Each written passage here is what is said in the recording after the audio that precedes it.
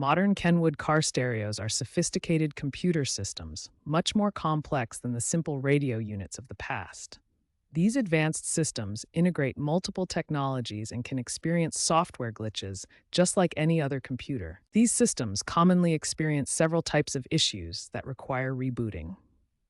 Bluetooth pairing failures are among the most frequent problems, preventing your phone from connecting properly to the stereo system. Android Auto and Apple CarPlay disconnections are another common issue.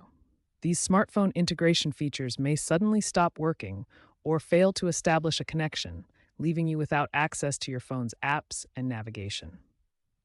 Touchscreen unresponsiveness is another frustrating issue.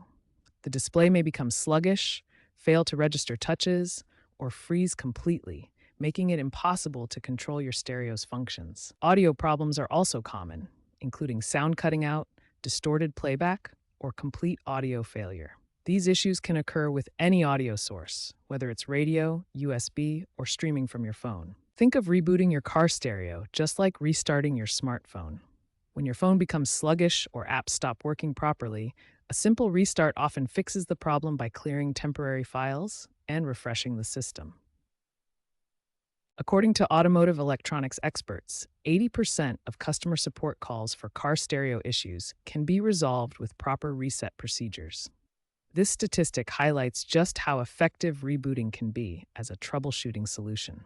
Regular reboots, especially soft resets, should be considered part of routine maintenance for your car stereo system.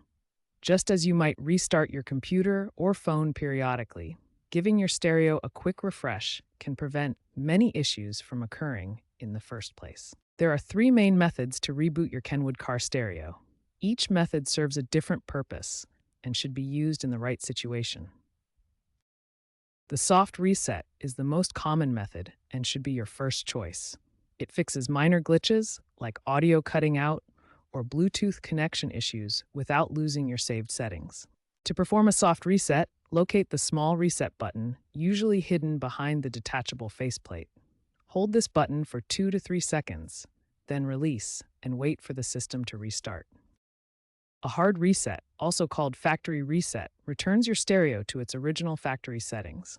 This erases all your saved data, including radio presets, Bluetooth pairings, and custom settings. Hard reset methods vary by model.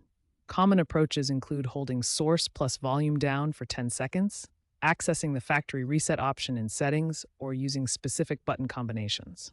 Check your manual for your exact model.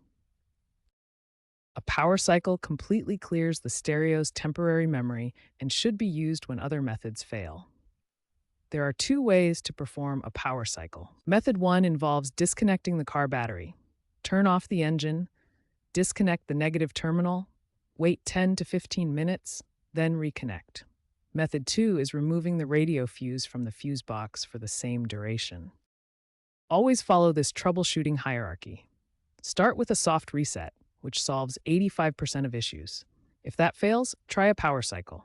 Only use a hard reset as a last resort for persistent problems. Remember, soft resets preserve your settings while solving most problems. Power cycles clear temporary memory issues. Hard resets should only be used for major system failures or before selling your vehicle.